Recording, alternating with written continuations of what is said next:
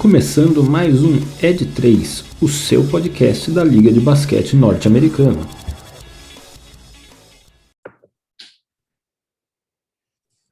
Sejam todos muito bem-vindos. Este é mais um episódio do meu, do seu, do nosso podcast de basquete de NBA, Ed3. Mais uma vez, eu aqui, Rafael Medeiros, estou com Michel Braga e Gabriel Spangaro para falarmos dessa quase temporada ou para falarmos um pouco da continuação do nosso episódio, como funciona a NBA. Michel, Gabriel, sejam todos muito bem-vindos. Obrigado, Rafa. Mais uma vez aqui, é um enorme prazer estar com você. Esse episódio cheio de cultura NBAística, com muito aí da história, aí vocês vão ver de como o jogo é jogado, mas como a gente vai falar de alguns aspectos bem interessantes do jogo, as posições, a gente vai contar um pouco da história também, de como ela veio acontecendo e de como o jogo foi mudando aí, principalmente em épocas recentes. Como sempre, um prazer estar aqui. E aí, Gabs, tudo bem? Olá, Rafa, Michel, boa noite. Bom, acabamos de sair de uma pré-temporada aí, acho que a gente vai comentar um pouco e vamos também falar, igual o Michel reforçou aí, um pouco sobre posições da NBA, sobre como o jogo é jogado, falar um pouco aí de como funciona, né? Dando continuidade ao nosso trabalho. Muito bem. Para quem está nos vendo no YouTube,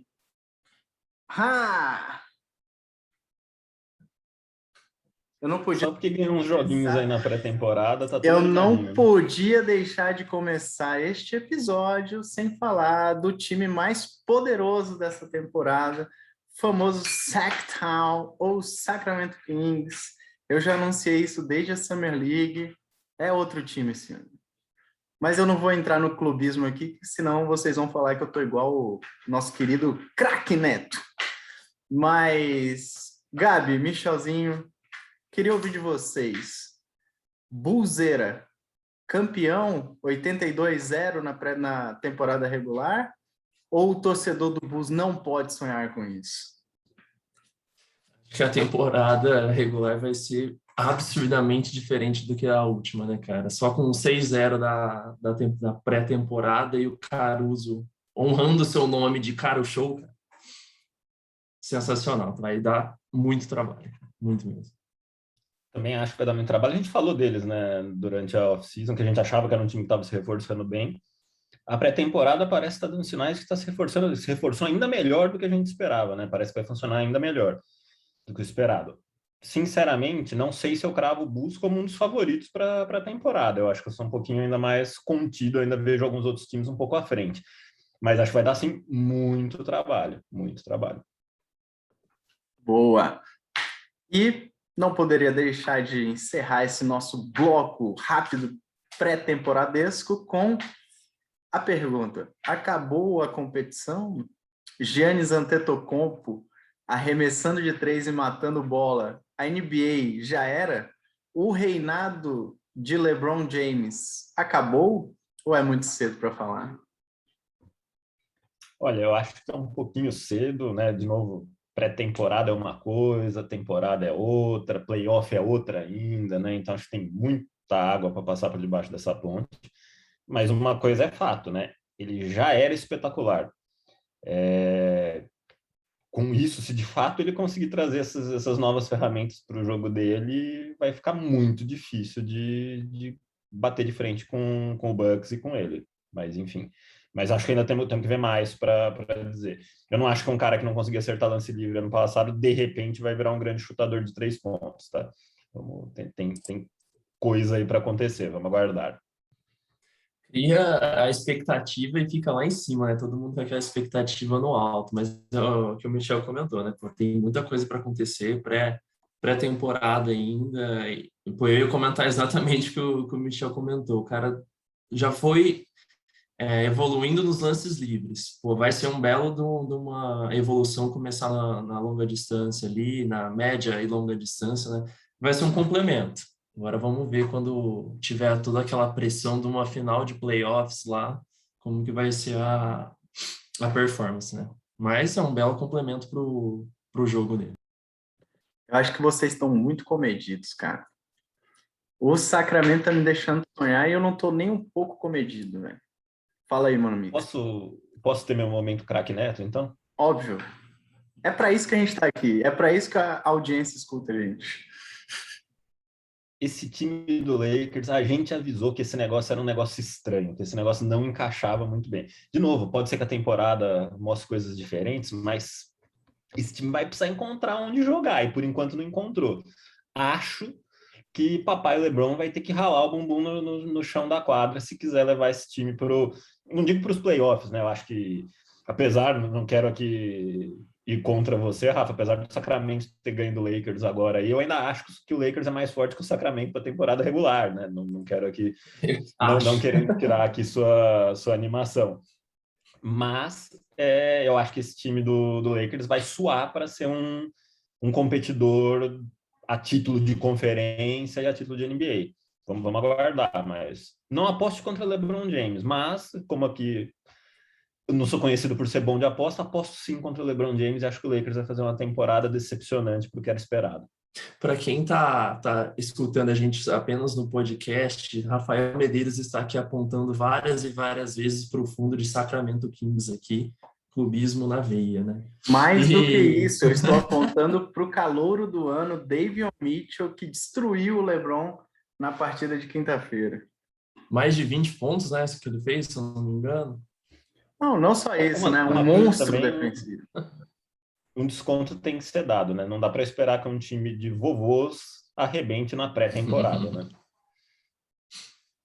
A gente falou muito do encaixe, né, que você comentou, né, Michel, que eles estavam se encontrando ali ainda, foi diferente com o Busca, teve bastante mudança, mas, pô, aparentemente conseguiu encontrar um ritmo de jogo bacana. Vamos ver o que acontece com o Lakers. Eu acho que, para falar de times que se...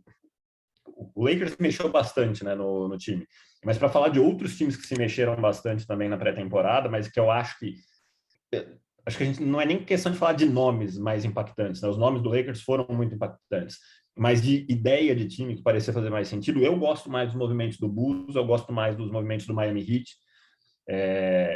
E, de novo, é cedo. O Miami Heat fez 5-1 na pré-temporada também, né? Animador. Óbvio que o campeonato vai ser muito diferente, mas eu acho que são times que têm mais encaixe. Vamos ver. Eu só gostaria de reforçar que a gente vai ser obrigado a usar essa frase ao longo da temporada, que é ralar o bumbum no chão da quadra, que o nosso querido Mano Mixel trouxe para este episódio. Isso aqui não vai ter como passar em branco.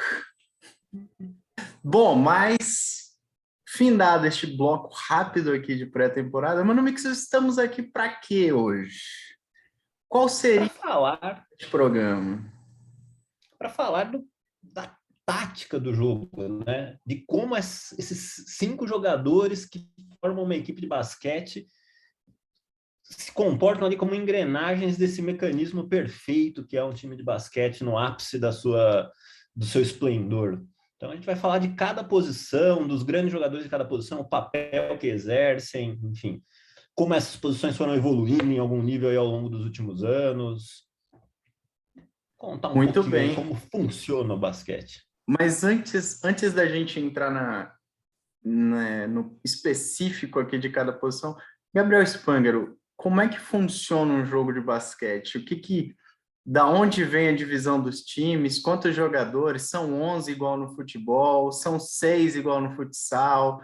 Como é que funciona esse rolê de jogar basquete numa quadra entre 2 times? Lembre suas épocas de rachão aí.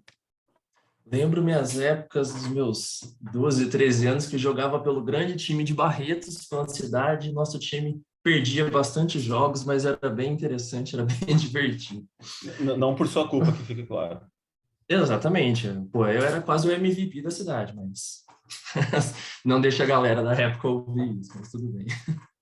Bom, vamos lá, Rafa. Vou comentando aqui como que funciona, qualquer coisa vocês me complementem aí. Então, basicamente, são dois times com 5 jogadores de cada lado, jogando numa quadra de 20... Agora eu não vou lembrar exatamente as medidas, 25 por no quadrado lá das quadras, a gente pode pegar depois, mas são 5 jogadores para cada lado, e em que o jogo começa, com aquela famosa bola ao alto no centro, que os jogadores, os pivôs normalmente são os mais altos, vão disputar, e o time que conquista o ataque, o time que está no ataque, ele tem aí nas quadras mesmo, né? 24 segundos para atacar e fazer o seu ataque naquele momento. Passando desses 24 segundos e eles não conseguiram converter o arremesso, a bola saiu para fora da quadra, vai para o outro time e monta o ataque do outro time. Você ia falar alguma coisa, Rafa? Não, eu ia falar que diferente um pouco do futebol, né, cara, que a gente vê aquele jogo mais mascado, em que o time às vezes controla a bola durante muito tempo, fica muito tempo esperando para atacar, etc. No basquete você tem uma obrigação de atacar, porque você tem o relógio dos 24 segundos. Então, se você não isso mudou até o final, você perde a posse de bola automaticamente, né?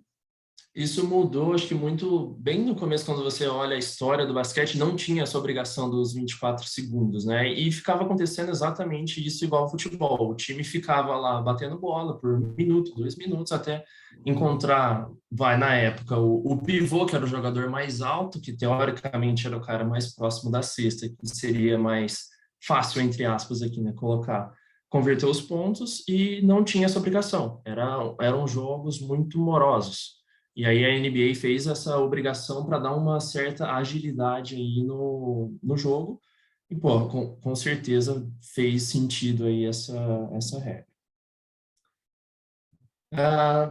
Como que ele é dividido o jogo, né? Na NBA são 4 tempos, 4 quartos, né? De 12 minutos. Essa é uma das principais diferenças da NBA para o basquete da FIBA, que são 4 tempos de 10 minutos, e com aí alguns minutos na troca de um tempo para o outro, né? Então, são 4 quartos de 12 minutos. Obrigatoriamente, igual a gente falou no último episódio, ele tem que ter um vencedor, ele não tem um empate, igual no futebol. Então, que se existirem 15 prorrogações, terão as 15 prorrogações, tem que sair um vencedor no final desse jogo. Só adicionando aí, o relógio de 24 segundos ele foi instituído na NBA em 1954, tá? E até a década de 50, né? Antes da década de 50, os placares na NBA eram placares extremamente baixos. Era um jogo muito parecido até com, como você bem falou, com o futebol, em que os times tinham todo um tempo para atacar, se procurava melhor posição. Então, geralmente, a bola acabava no final de um ataque na mão de um pivô, para que aquele pivô chegasse perto da cesta e tivesse o arremesso mais seguro possível. Então, os placares eram muito baixos, o pace, né, o ritmo do jogo era extremamente baixo, o número de posses de bolas entre os times também era super inferior do que ele é hoje. Quando o relógio de 24 segundos entra, é incrível, o jogo ele se torna tão acelerado, mas tão acelerado, que os jogos da NBA da década de 60 e 70, principalmente, são jogos em que o pace, né, e as posses de bola eram mais rápidos do que os de hoje, inclusive. Então, você tem uma aceleração da liga e de um ataque tão rápido que a gente vai falar um pouquinho das posições já, mas o armador, basicamente, ele só tinha uma função: conduzir a bola para o ataque, entregar para o pivô o mais rápido possível, o pivô estar o mais perto da cesta possível e fazer a cesta. Exato. E aí, só falando um pouco, a gente vai entrar nos detalhes, né, sobre, eu acho que o Michel estudou e vai ser nosso professor hoje aqui sobre as posições do basquete, mas são 5 jogadores, normalmente a equipe é composta por um armador, o ala armador, o ala pivô e o pivô. Então, são essas 5 posições normalmente, divididas ali na quadra, e aí nos detalhes a gente vai começar a entrar um pouco mais. Então, vamos entrar nos detalhes. Muito obrigado pela explicação inicial, Gá. Como você falou, são 5 jogadores e a gente vai falar um pouquinho aqui nesse episódio de cada uma das 5 posições do basquete. Tivemos alguns probleminhas técnicos aqui com computador, mas como eu estava falando, são 5 jogadores e a gente vai passar por cada uma dessas 5 posições. A gente vai começar da posição mais baixa em termos de estatura, ou em teoria mais baixa em termos de estatura, para a posição onde os jogadores têm maior altura, né? Então, para que todo mundo se localize aqui, a gente vai começar da posição de armador até a posição de pivô. E aí, meu querido Mano Mixel, quem são os armadores do basquete? O que essa posição faz? Quem são esses carinhas que geralmente são os mais baixos? Hoje em dia, não tão baixos, mas quem são esses queridíssimos armadores do basquete? Boa. O armador, ou posição 1, ou point guard em inglês, é o grande responsável por organizar o jogo do time, né? A gente pode dizer que ele talvez seja uma extensão do treinador em quadra, porque obviamente o treinador desenha as táticas, imagina como o time pode jogar, pensa jogadas, treina jogadas, mas ele não participa do jogo, pelo menos não tão ativamente quanto quem está dentro da quadra, né? Então, muito dessa função de entender o momento do jogo e direcionar os seus colegas de time fica na mão do armador. Ele é geralmente o jogador que é responsável por levar a bola da defesa para o ataque. Então, uma cena que todo mundo que assiste basquete aqui já deve ter visto bastante, quando um time tem que atacar, tu acabou de tomar uma cesta, sai, dá a saída. O jogador que geralmente recebe essa bola quando a saída é dada e começa a carregar ela para o ataque, vai andando enquanto 3, pelo menos, dos jogadores do time, às vezes já estão lá na frente, em volta ali do garrafão, ali, se preparando para o ataque, geralmente é o armador. E enquanto ele faz isso, ele analisa o momento, como eu disse, para escolher as jogadas. É muito comum a gente ver ele sinalizando números, um número, 2, alguma coisa do tipo, para o resto do time, que é um código combinado em que ele está escolhendo a jogada que vai ser executada e como os outros jogadores do time vão se posicionar e vão se movimentar para viabilizar um ataque e tentar fazer uma cesta. É um jogador, como o Rafa disse, que geralmente é mais baixo, e na verdade, assim, eu nem diria que ele é mais baixo, né? Porque eu acho que ser um armador depende de outras características, mas eu acho que o grande ponto é que, pela forma como ele joga, ele até pode ser mais baixo. O Chris Paul é um dos grandes armadores da NBA atual, tem 1,83 de altura. É baixo para o basquete, de maneira geral, para a NBA nem se fala. Por mais que o Chris Paul tenha muita qualidade, ele dificilmente conseguiria jogar em qualquer posição que obrigasse ele a entrar no garrafão com muita frequência. Como armador, isso é mais possível, muito mais possível. Então, ao longo da história, a gente tem grandes jogadores que são armadores que não são, não tem uma imposição física e uma altura, uma estatura muito alta. Mas todos eles são, sim, muito habilidosos, porque o armador é um cara que geralmente passa muito tempo com a bola na mão, é um cara que muitas vezes tem oportunidade de chutar, não necessariamente ele precisa ser o grande chutador de 3 pontos do time, tem outras posições que também ocupam esse papel, mas, para dar um exemplo de novo da NBA atual, Stephen Curry é um armador que é um excepcional chutador de 3 pontos, foi o maior pontuador da temporada passada, com 32 pontos de média durante a temporada regular, muito por causa dessa habilidade impressionante de chutar de 3 pontos.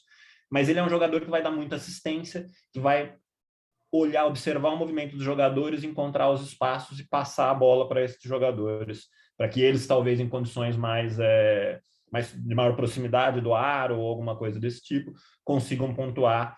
Muitas vezes o armador não é o principal pontuador do time, apesar dele poder sim desempenhar um papel importante também na definição dos pontos, né?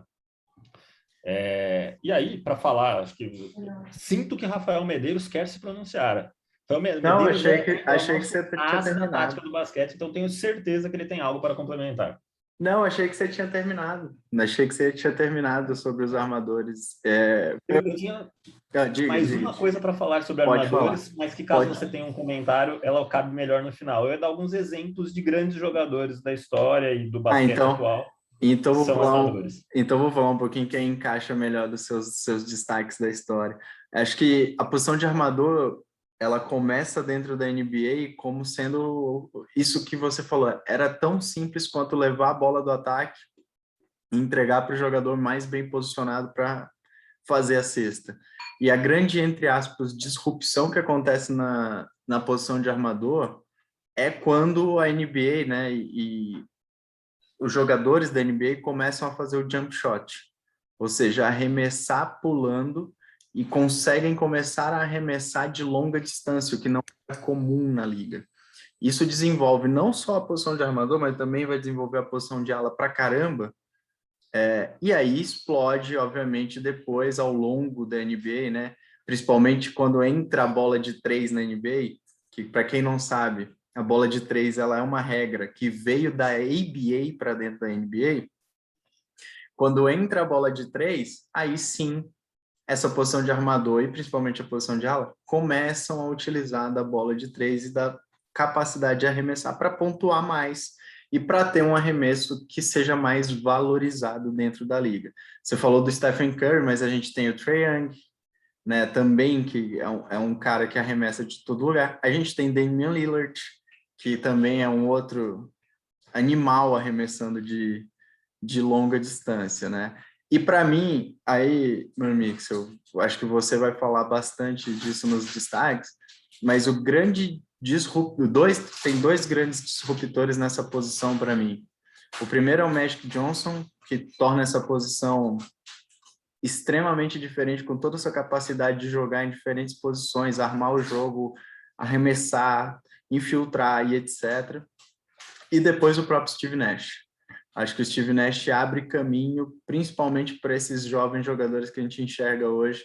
Esses três que eu acabei de falar aqui, eles só existem hoje na NBA. Eles têm um grande espaço na NBA porque o Steve Nash começou um jogo lá atrás com o próprio Dallas, de um basquete espaçado, de um basquete rápido, de um basquete em que o armador não era só o grande passador, mas também era um grande chutador.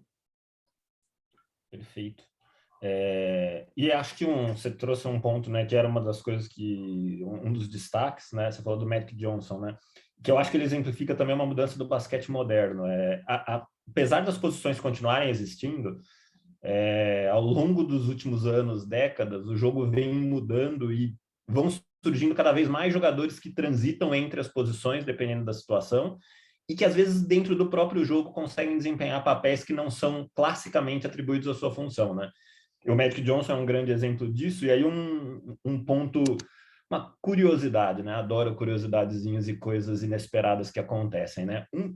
Magic Johnson, ele foi responsável por, numa final de NBA, terminando como campeão pelo Los Angeles Lakers e sendo MVP da final, por substituir em quadra um lesionado Kareem Abdul-Jabbar, que era nada mais, nada menos do que o grande pivô do time. Então, se a gente fosse pensar, a gente vai falar disso, né? Mas se a gente fosse definir as posições mais diferentes, mais difíceis de um jogador transitar entre elas, são as posições de armador e pivô, na minha opinião. E o Magic Johnson era um cara que conseguia fazer isso. Aí eu acho que eu não atribuo isso nem ao basquete moderno, e sim ao jogador espetacular que ele era. Mas, enfim, mas a gente vai falar um pouco disso. O basquete moderno pede muito isso, né? Tem alguns jogadores que a gente tem até dificuldade, às vezes, de dizer, esse cara é ala ou é ala pivô, ou é ala armador, né? Ou ele é ala armador ou pivô, enfim. Então, a gente tem um pouco isso. Mas, assim, grandes nomes da história da armação do basquete.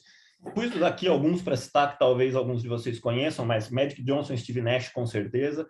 Um cara que eu gosto muito da década de 90, e era um armador mais clássico, é o John Stockton. Inclusive, acompanhem aí, esse final de semana aí está saindo aí no nosso trabalho lá no quinto quarto, um texto meu sobre John Stockton, tá? Gosto muito do jogo dele. Allen Iverson. Bom, a gente poderia falar de vários nomes aqui, mas eu também quis trazer algumas coisas do atual, né? Acho que, na minha opinião, os principais armadores do basquete atual. Stephen Curry, gosto muito do jogo dele. Chris Paul, bateu na trave para finalmente ser campeão aí na última temporada, mas é um baita armador. Kyrie, apesar de polêmico, inegavelmente um grande armador. Damian Lillard, Rafa falou dele aqui também, e um que a gente não poderia deixar de falar. Quem, Rafa? Quem? Luka Doncic. Não? É óbvio que é o Luka Doncic, é óbvio que é o tesourinho É o tesouro. do Rafa. Então, É o tesouro. também um dos grandes armadores aqui da atualidade e um jogador que pontua muito, né? Que tem muita qualidade mesmo. O Tesouro, para mim, é um grande exemplo de jogador que transpassa posições também. Ele é um jogador, mas também é um ala. Acho que a gente vai falar um pouco disso, inclusive na hora que a gente falar de exemplos de alas que a gente poderia considerar como armadores dentro da NBA atual. Muito bem, meu querido Mano Mixel, o homem da história. E meteu um jabazinho aqui, né, Gabi? Meteu um jabazinho do quinto quarto, escritor aí, é isso aí. Então, o cara tá com outras O homem, profissões já, pô. o homem é plural, né? O homem é plural. Muito bem, vamos agora à posição de ala armador. A posição de ala, já vou começar isso aqui causando polêmica. A posição de ala é a posição mais indefinida do basquete hoje. Porque você tem ala armador, ala e ala pivô. Então, cara, a posição tá na meiuca entre o armador e o pivô. No fim do dia, galera, é quase como isso. Se você não é um armador ou você não é um pivô, você vai ser ala jogando basquete. E não é o abre alas da escola de samba, mas vamos à posição de ala. Quem gostaria de falar dessa dupla implacável aqui? Eu posso falar do ala armador. Antes de trazer um pouco sobre o ala armador, ou o shooting guard, né? Eu queria só comentar um pouco sobre o porquê do guard, né? Na quadra. Acho que isso tem uma divisão aí, curiosidades já antes de trazer o Michel trouxe para o final as curiosidades, vamos trazer um pouco antes. Ele é muito em relação, o porquê do guard é em relação à divisão da quadra, né? Quando você olha a quadra, que você vê a quadra de ataque, quem é o time que está indo para frente, né? Que é a front court e a back court, que são a quadra de ataque, quadra de defesa, ainda assim você consegue dividir a própria quadra de ataque em si, em front e back do mesmo jeito. Então, normalmente, as posições que ficam mais próximas à cesta são aquelas posições do front court, né? E as posições que ficam mais longe da cesta fica no back court. E por que o armador ele entra como o guard na sigla em inglês, né? Porque ele fica mais longe da cesta, na divisão ali no meio da quadra de ataque, ele fica na parte de trás, que seria a backcourt, na marcação, entre aspas. Ele joga na parte de trás da quadra e por isso que ele entra como guard, né? Que muita gente, às vezes a gente olha, o guard é a marcação, né? Pô, vamos marcar. E é por isso que ele entra assim como o shooting guard ou point guard, que ele está mais longe da cesta. Ele estaria, muitas aspas, na quadra de defesa da quadra de ataque. Meio confuso, mas se desenhar fica claro. Não, e vale lembrar, Gabi, que quando o basquete começou na NBA, né, não só na NBA, mas nos Estados Unidos, que é o país que começa o esporte, o basquete não era jogado só por 5 jogadores. Salvo engano, eram 9 jogadores em quadra. E muito parecido com o que é o futebol americano, no basquete você tinha um time de ataque e você tinha um time de defesa. No futebol americano isso acontece até hoje, em que você coloca para atacar um determinado time, para defender você coloca outro time. E aí os jogadores eram divididos exatamente nessa divisão que você falou. Você tinha os forwards, que eram os atacantes, e os guards, que eram basicamente os defensores, os caras que guardavam a defesa para que, né, você conseguisse se defender dos ataques do outro time. Exatamente. Bom, então falando um pouco sobre ala armador, ele é o cara que ele vai dar um suporte pro armador, tanto na parte da condução da bola, se necessário, mas ele assim, ainda assim, ele é um cara que ele é muito versátil, ele é um pouco mais corpulento, né? Se aí olhando a estatura, né? Igual o Michel comentou, ele talvez não seja tão baixo quanto o armador, mas ele tem a habilidade para conduzir a bola. E uma característica muito interessante, aí, pô, hoje é muito complicado a gente falar disso, mas ele normalmente tem um arremesso melhor, por isso até mesmo da posição, né? O shooting guard, ele é o cara que vai arremessar. Então, ele é aquela posição que ele vai fazer, ele vai conduzir a bola quando necessário, ele tem essa habilidade, ela tem essa versatilidade, consegue fazer os arremessos de média e longa distância e pode aí até tentar fazer uma infiltração, alguma coisa assim, com outras posições um pouco maiores aí em questão de estatura, né? Ele pode até tentar fazer essas infiltrações. E acho que, mesmo para trazer exemplos, né, o maior nome de ala armador a gente pode trazer é só Michael Jordan, né? Que fez tudo que fez aí e pô, revolucionou tudo isso aí da parte do basquete. Simplesmente, Michael. É uma posição, eu gosto dessa posição porque ela demanda habilidade, demanda inteligência, porque ele é o cara que vai assim auxiliar o armador na saída, né? Porque aquela história que a gente falou, lembra daquela imagem clássica do basquete, de um cara levando a bola para o ataque com calma, enquanto o time está esperando lá na frente? Se for sempre um cara sozinho, é muito fácil marcar isso, né? Então, obviamente, precisa ter uma outra opção ali. Então, ele faz esse papel, mas ao mesmo tempo, ele tem o papel, sim, de às vezes pisar dentro do garrafão, também é um cara que precisa fazer isso, e costuma ser o principal chutador de três, né? Não à toa, o maior jogador da história veio dessa posição, e tem outros grandes jogadores dessa posição, né? Para dar outro exemplo aqui, Kobe Bryant era um alarmador, também um jogador espetacular. E a gente pode falar aqui, para dar alguns outros nomes, Allen Iverson era armador.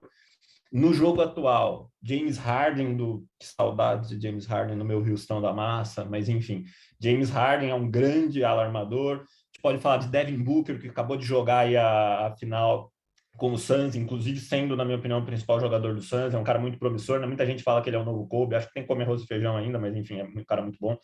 Bradley Beal, que, enfim, temos grandes nomes aí do basquete aí nessa posição, uma posição que eu acho tem um valor muito decisivo para o jogo. É um cara que decide muito o jogo, até pela forma como joga. É o cara que geralmente vai para aquela bola de três no finalzinho do jogo, enfim. Ali se tivesse duas opções, né? Entre definir um ataque e passar a bola, muito provavelmente esse cara vai, com a primeira opção, ele vai tentar decidir, ele vai para cima, vai fazer o arremesso. Essa versatilidade aí é absurda nessa posição.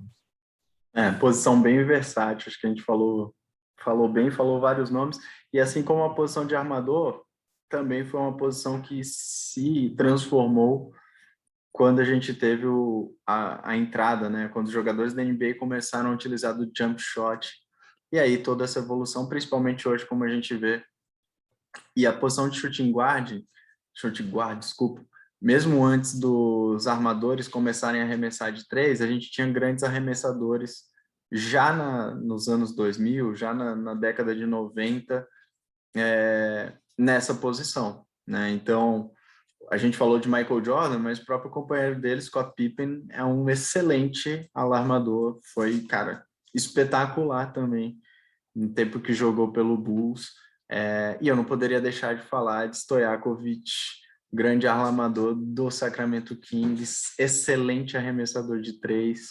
Red Miller, Indiana Pacers, excelente alarmador também, que jogaram nessa posição. Muito bem, chegando mais perto agora da área pintada, ou seja, chegando mais próximo do aro e da cesta, temos a terceira posição, que agora é a posição só de ala.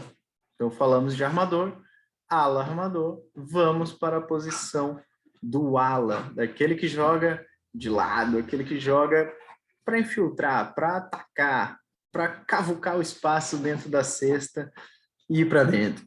Mano Mixel, descorra para os nossos queridos ouvintes sobre a posição de ala.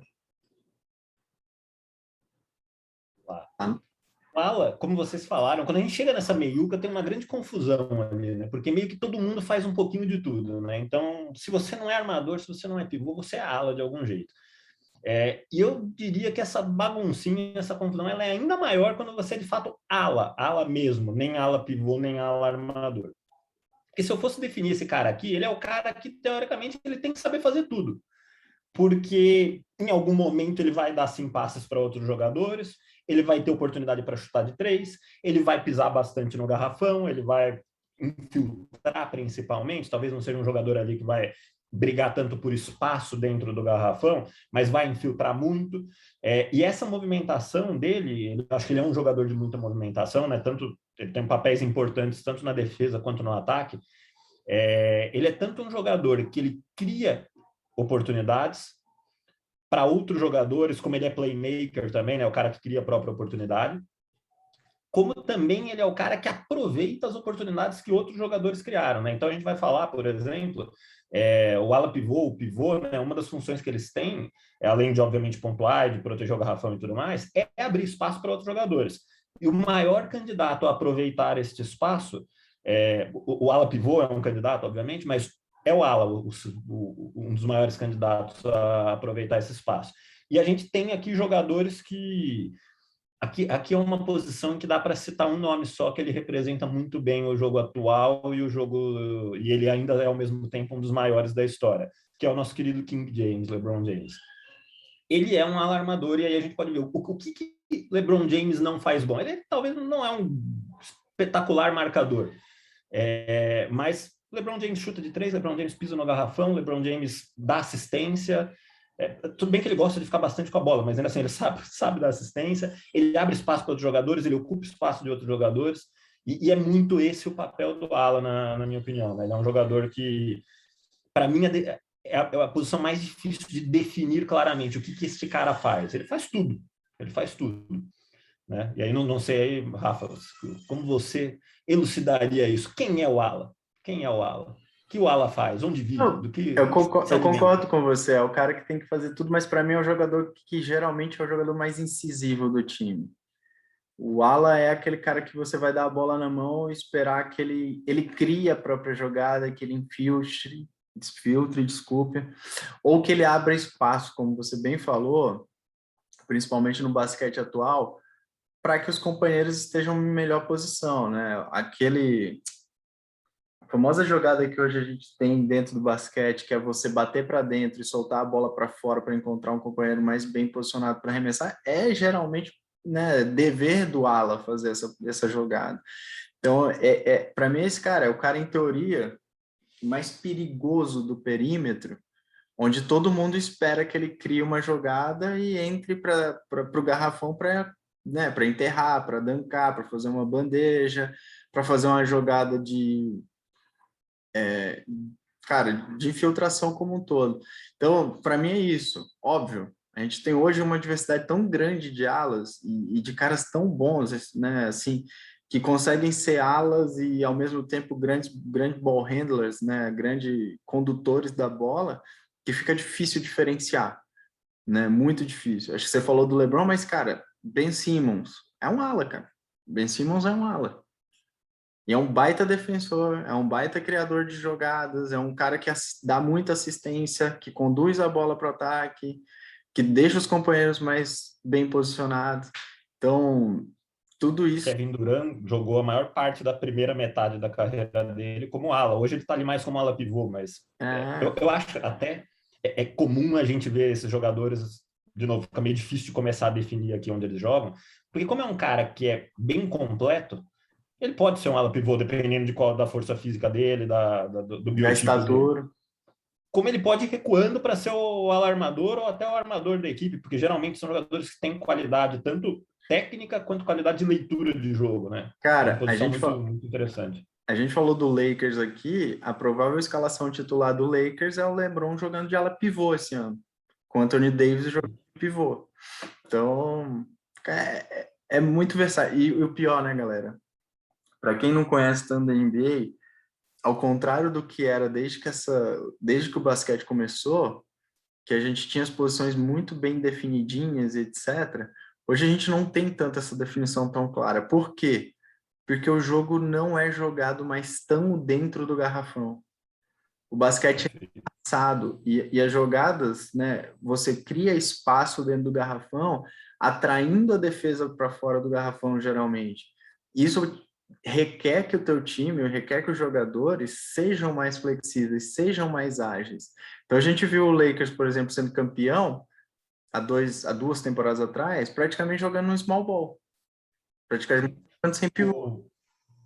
Para mim, o último grande time dominante da NBA, que foi o Golden State, jogava a maior parte do tempo com small ball, não confiava em pivôs pesados, usou muito o Draymond Green como pivô, enfim, acho que a gente vai falar um pouco disso na posição do pivô também, mas eu concordo, assim, o jogo tem mudado e isso que a gente está falando dessa mobilidade entre as posições é muito reflexo disso, né? O jogador que às vezes só faz uma coisa não tem mais espaço para ele. Tem vários jogadores na NBA que são criticados, é um pivôzão clássico. Porra, até pouco tempo ser um pivôzão clássico era um excelente negócio. Hoje, na NBA de hoje, o cara fica muito limitado. Às vezes vira um jogador que ele vai ser usado num determinado momento do jogo para ocupar uma determinada função, mas não vai ser um cara destacado, não vai ser um dos grandes carregadores do time. A gente tá vendo a evolução do Antetokounmpo, cara. A gente acabou de falar no começo do episódio. O cara tá arremessando de 3. Por quê? Porque ele quer, porque é bonito? Não, porque, cara, faz parte. Ele precisa ter repertório para jogar, né? Cada vez mais esses jogadores precisam ter repertório. Muito bem, acho que falamos bastante da posição de ala. Vamos para a penúltima posição, ala pivô. E acho que aqui tem grandes nomes. Acho que você já até falou mano, que você possa começar discorrendo aqui sobre essa posição, mas basicamente a posição de ala pivô, galera, para quem está ouvindo a gente, é o ala que joga mais próximo do garrafão. Ou seja, é aquele ala, é aquele jogador que joga, tenta, né, se posicionar ou tenta atuar junto com o pivô e a figura mais alta do time, né? O pivô geralmente é a figura mais alta e mais forte, mais encorpada do time de basquete. O ala pivô é o cara que vai jogar ali, né? É aquele cara que vai junto com o pivô povoar o garrafão, entrar, infiltrar, fingir infiltrações. Não é um cara que vai criar tanto seus arremessos, como o ala que a gente falou aqui. Mas geralmente é o cara que vai jogar de costas para a cesta, é o cara que vai fazer uma jogada de poste baixo, às vezes. E para mim, apesar do Tim Duncan ter sido um dos grandes pivôs da NBA, mas para mim o Tim Duncan no começo da carreira era o melhor ala pivô que a NBA já teve, assim, disparadamente. Porque quando o Tim Duncan entra na NBA, ele era um ala pivô, porque o David Robinson era a grande estrela e era o grande pivô do San Antonio Spurs na época. Então, para quem nunca viu, para quem quer olhar o que é um grande exemplo de um ala pivô, veja os vídeos do Tim Duncan no começo da carreira dele, no primeiro título do San Antonio Spurs com ele, em 1999, logo depois da era Jordan. Eu acho que é o grande exemplo de ala pivô que a gente tem dentro do basquete, dentro da NBA. Eu concordo, ele inclusive está na minha lista aqui de principais nomes da posição. Acho que o Tim Duncan é sim um ótimo exemplo. Eu coloquei aqui Dennis Rodman também para citar outro colega do Michael Jordan aqui que também fez teve uma carreira brilhante na NBA. Apesar de ser um cara um pouquinho polêmico, mas enfim. Um cara que eu gosto bastante também é o Karl Malone, também fazia um papel bacana ali. Kevin Durant tem jogado muito por ali recentemente, é um cara brilhante, na minha opinião. Giannis é um ala pivô, Antetokounmpo é um ala pivô. Às vezes até vai ali para ser o pivô do time, depende um pouco de como o Bucks quer jogar, mas enfim, ocupa muito esse papel também. Tem o Anthony Davis também hoje, que eu acho que tudo depende, mas enfim, joga por ali também. E como você citou, o LeBron também pisa por ali em muitos momentos. E realmente assim, se o ala armador é o auxiliar do armador em alguns momentos, o ala pivô, como poderia ser esperado pelo nome, em muitos momentos ele é auxiliar do pivô, porque ele é o cara que ali ocupa aquele espaço ali junto com o pivô também. E acho que tem dois grandes jogadores nessa posição também que entraram no Hall da Fama dessa classe agora de 2021, que são Chris Webber e Chris Bosh. Acho que foram dois jogadores, principalmente o Chris Webber, e não é porque ele jogou no Sacramento, galera, mas até eu escrevi isso no texto também que eu fiz sobre o Chris Webber lá no quinto quarto. Para mim, o Chris Webber era um jogador à frente do tempo dele.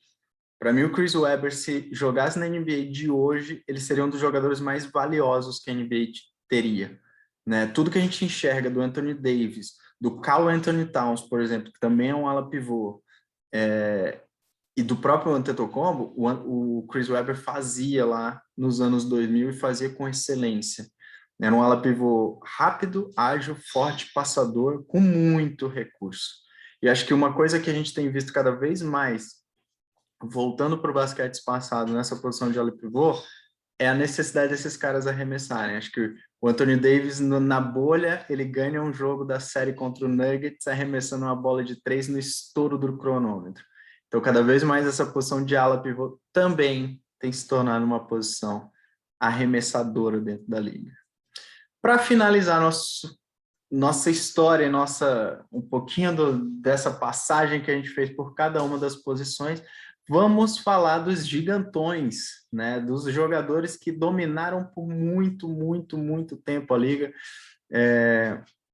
A gente já falou no episódio anterior, a NBA foi fundada em 1946 e praticamente até os anos 2000, 2010 praticamente, a gente teve o domínio dos grandes pivôs dentro dessa liga, né? Então foi um domínio quase de 70 anos que esses caras dominaram a liga, eram os jogadores mais valiosos.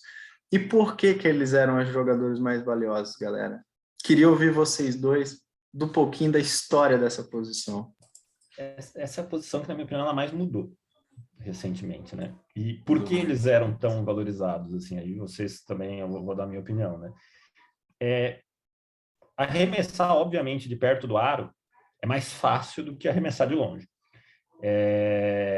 E esses caras utilizavam-se num basquete que era mais pesado, que era mais físico, eles se utilizavam desse poderio físico para criar esta oportunidade.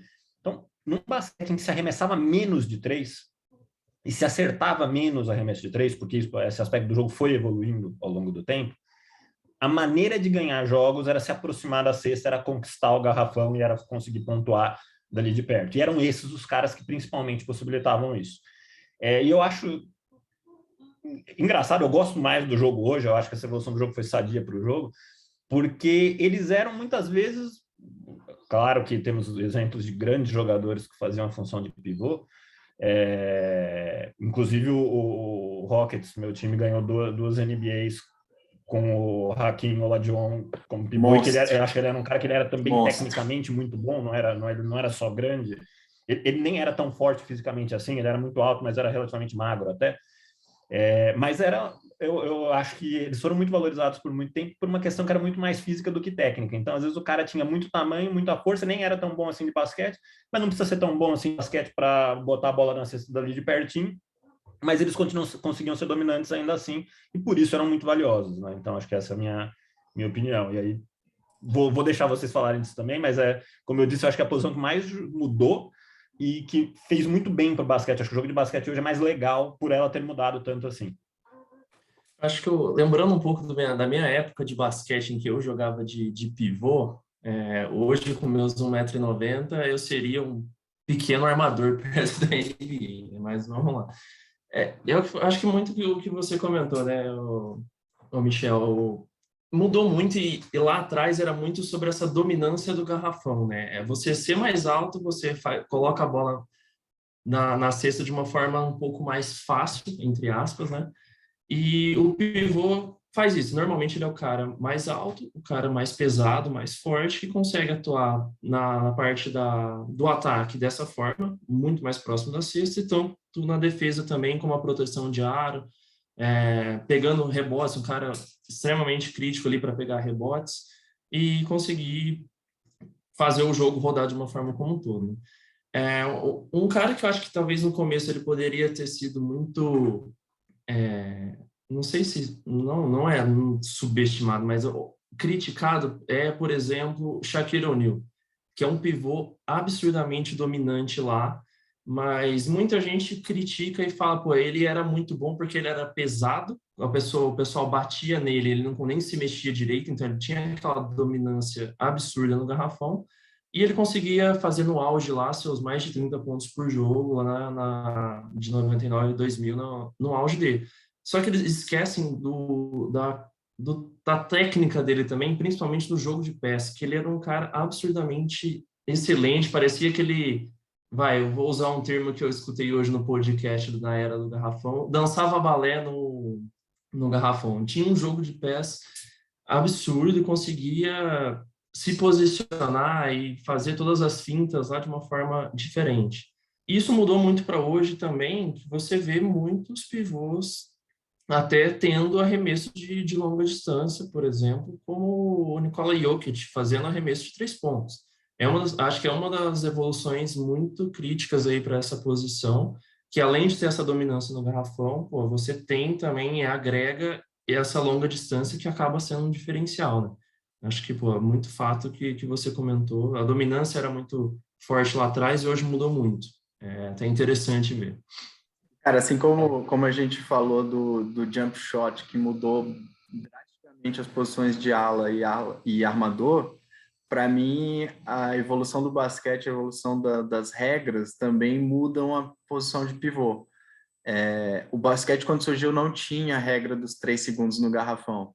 Então, os pivôs podiam ficar plantados no ataque, né, dentro do garrafão o tempo inteiro, ali até achar a melhor posição, receber a bola, arremessar e estar muito perto da cesta. A gente vai falar na parte 3 desse episódio, dessa série que a gente está fazendo aqui de episódios sobre as regras, mas basicamente, galera, para todo mundo que está aqui entender, uma das partes da quadra, que é a parte que fica mais perto da cesta, chama-se garrafão. E quando o basquete surgiu, esses jogadores mais altos, que eram os pivôs, podiam ficar ali no garrafão o tempo que quisessem até achar a melhor posição para receber a bola e arremessar. Ao longo da evolução do basquete, quando a NBA precisa criar um basquete mais rápido, um basquete que empolgue mais, que atrai o público, né, para dentro das suas arenas, surge a regra dos 3 segundos dentro do garrafão. Então, nenhum jogador, não é só o pivô, pode ficar mais do que 3 segundos dentro do garrafão. Exclusivamente na NBA, essa regra vale tanto para o ataque quanto para a defesa. No basquete FIBA, isso vale somente para o ataque. Na defesa, você não precisa ficar os 3 segundos, somente os 3 segundos dentro do basquete FIBA. Então, isso para mim muda radicalmente a posição de pivô, porque o pivô precisa criar recursos para poder atacar de uma forma diferente. Eu não posso mais ficar plantado ali, esperando o armador me passar para que eu faça a cesta. E essa posição evolui pra caramba.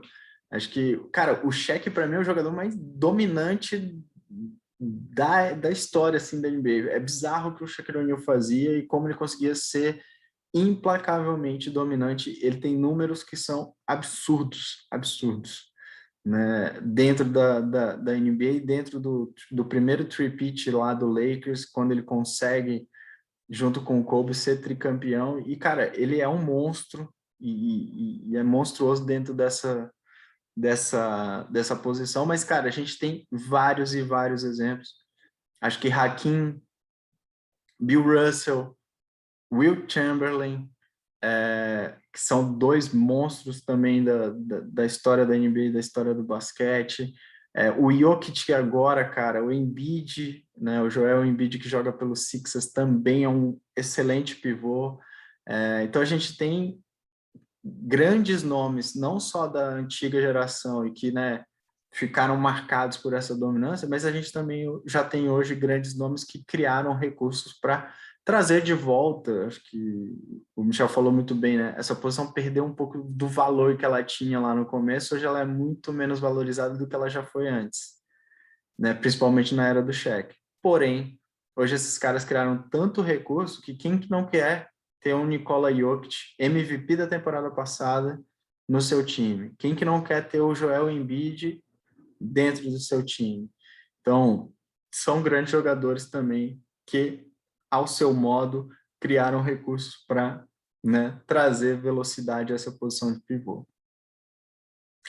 Muito bem, mas fala aí, meu amigo, Não, eu queria dizer, né, eu acho que um dos grandes, eu acho que essa posição ficou bem mais interessante porque, né, a gente falou muito bem aqui que agora, antes ele era um cara que podia ter uma jogada muito, aspas aqui, simples, de ocupar espaço, de impor uma dominância física e fazer uma cestinha de dois ali, e hoje ele tem que fazer muito mais que isso no ataque, mas ele continua tendo uma função muito importante que é defender o aro na defesa. Então, assim, a exemplo do que a gente falou, ele teve que aumentar a amplitude das habilidades dele. Essa posição ela tem que fazer mais coisas e tem que fazer bem.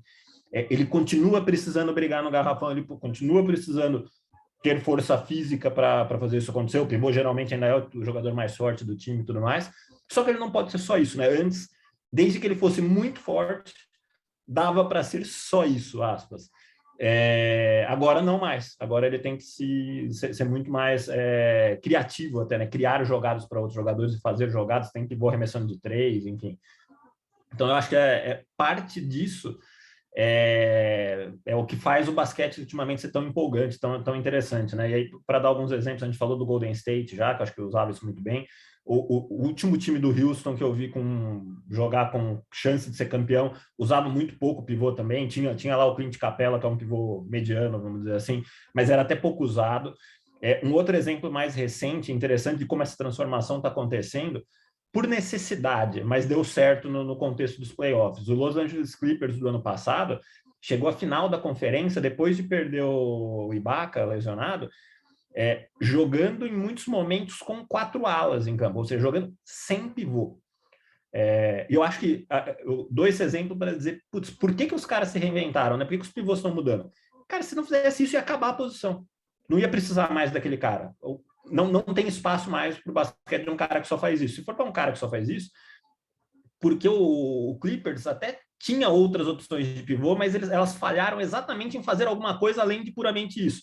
E a saída que o técnico teve que encontrar foi exatamente jogar sem pivô. E deu certo. Assim, eu acho que é uma solução que não vai dar certo na temporada regular. Eles vão precisar pensar em outras coisas. Mas deu certo. Então, assim, resumindo, né, e sendo um pouco drástico aqui, se for para ser só um cara grandão lá no garrafão, nem precisa. Põe o outro ala para jogar aqui e joga com 4 alas. E acho que você deu o melhor exemplo, porque assim, cara, o Clippers tinha um cara para substituir o Ibaka, que era o Ivica Zubac. E o Zubac, ele foi simplesmente destruído pelo Doncic na série de playoff. E assim, ficou feio para ele. E aí o Ty Lue virou e falou, cara, preciso arrumar uma saída. Foi quando ele vai para o small ball com 4 alas, né, com o Batum praticamente jogando de pivô, e consegue, né, dominar Dallas e consegue virar a série e passar do Dallas na primeira rodada.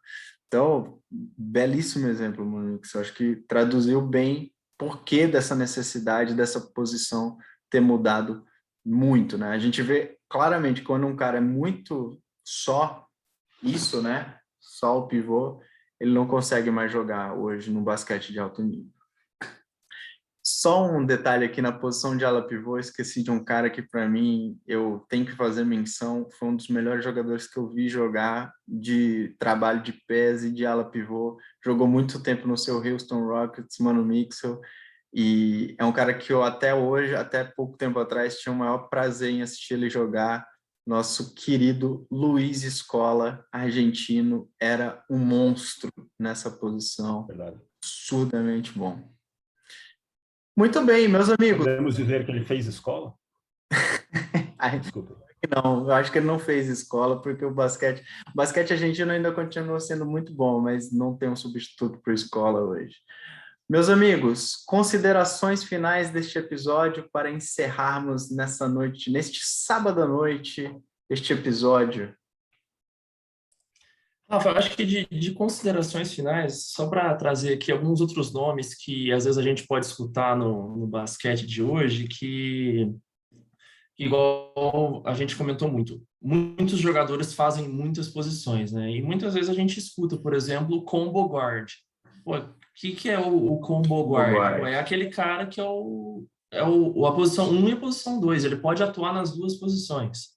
Então, ele pode atuar como armador e ele pode atuar como o ala armador. Ele pode fazer as duas opções. E um dos nomes que a gente pode olhar como isso é James Harden, do querido Manu Mixel. E uma outra também que surgiu aqui que a gente pode colocar é o point forward, que é aquele cara que ele tem a altura e estatura para ser um ala, normalmente mais de 2 metros, só que ele tem toda a habilidade possível para fazer a posição de armadura ali. Então, um exemplo que a gente pode dar aqui é Luka Doncic. Ele tem seus 2,1 metros de altura, pô, com uma condução de bola absurda do jeito que a gente vê ele jogar nos últimos dias. Eu diria que até o Ben Simmons. Então, eu só queria trazer esses 2 últimos nomes aí, para 2 últimos nomes de posições que acho que é interessante, que a gente pode acabar ouvindo nos jogos. Não, bom ponto. E para mim o Ben Simmons entra muito nessa point forward aí também, cara. É o meio termo, é a meiuca lá que a gente comentou, pô, leva para um lado, para o outro, consegue fazer as duas posições tranquilamente. Mano Mixel, seu destaque final. O destaque final é que, galera, tá chegando a hora da NBA voltar. Essa semana a NBA volta. Acho que expectativas aí para a temporada altas. Eu acho que a gente vai ter uma temporada mais animada que a passada, mais disputada que a passada. Acho que alguns times se reforçaram muito bem. É engraçado, né? Porque teoricamente os jogadores em si são basicamente os mesmos da temporada passada, mas incrivelmente, quando eu olho para minha expectativa no começo da temporada passada para essa, parece que eu estou olhando para uma liga que é mais forte, que tem mais times fortes, mais times que eu vou querer ver jogar e que eu estou mais curioso para saber como eles vão se comportar. Então, estamos aí muito animado para essa NBA 21-22. Animação que eu diria contagiante, hein? Contagiante.